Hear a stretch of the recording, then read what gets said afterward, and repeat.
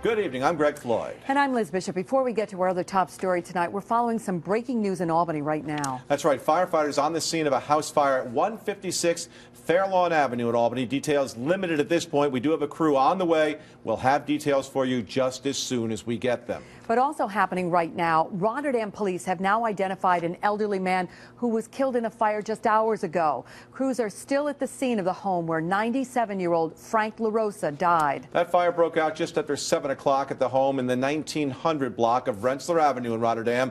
And that's where we find Kimberly Howard live. Kimberly, I was out there earlier. A lot of neighbors just devastated by this. What can you tell us? This is just devastating, as you mentioned, a 97-year-old man, and you can also see that the scene here is still very active. Several fire trucks and police blocking off the road. They're not letting us go any further at this point, but we know that they've spent the last hour or so starting their physical investigation, trying to determine exactly what caused this fire to break out earlier this evening. I want to show you some video, what everything looked like earlier as crews were on the scene when it was lighter out, as they were trying to fight this fire. They were able to bust through the front door, and they actually were able to get into the home pretty quickly.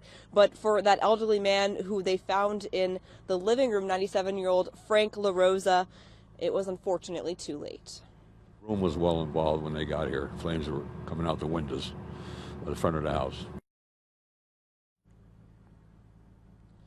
And we also spoke with a family friend earlier who told us that he too tried to get into the home and tried to get LaRosa out, but he wasn't able to get in. So this investigation still very much active at this point. They still aren't sure of the cause, but of course we will keep you updated. We're live in Rotterdam. Kimberly Howard, CBS 6 News.